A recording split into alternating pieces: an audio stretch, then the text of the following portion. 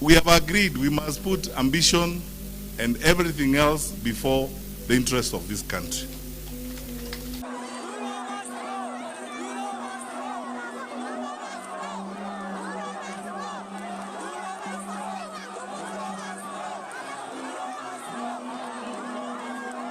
When Matiang'I stepped on stage at Uhuru Park, the crowd went wild.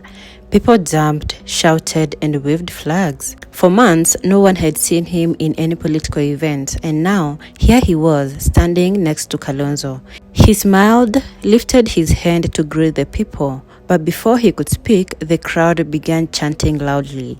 The chant spread like fire. It was no longer a rally. It felt like a protest, a cry of frustration. Security tried to calm people, but the noise only grew louder. Matiang'I waited for a few minutes, then leaned towards the microphone.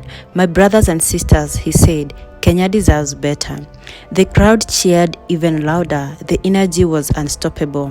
Matiang'I was once one of the most powerful men in government, the Interior Cabinet Secretary. He was known for being tough, disciplined, and serious, but after leaving office, he disappeared from the public eye. For months, he said nothing, but silence does not mean weakness, it means observation. He had been watching, listening, and waiting.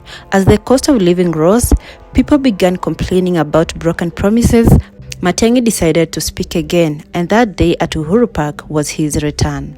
When the chants finally calmed down, Matiang'I began to speak again. He praised Kalonzo Musyoka, calling him a strong and patient leader. He spoke about the struggles Kenyan people were facing, the high taxes, the corruption, the joblessness.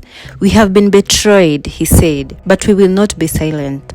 Those words hit deep. The crowd erupted again. It was clear that people were not just listening, they were feeling. Some shouted his name, others cried, others simply raised their fists in the air. The noise became so loud that Matiang'I had to stop. His speech was cut short, swallowed by the voices of the people. When the noise settled, Kalonzo Musyoka took the microphone. He looked calm, almost fatherly. He smiled and spoke gently. "My people," he said, "we are not enemies. We are believers in justice, in peace, and in better Kenya." The crowd listened quietly. He spoke about unity, about staying strong even when things get tough. And then the big announcement came. The Wiper Party officially endorsed Kalonzo Musyoka as its presidential candidate for 2027. The park exploded in joy. There was singing, dancing, and cheering. The event turned from tension to celebration. Even after the event ended, the word "Ruto must go" continued to echo everywhere.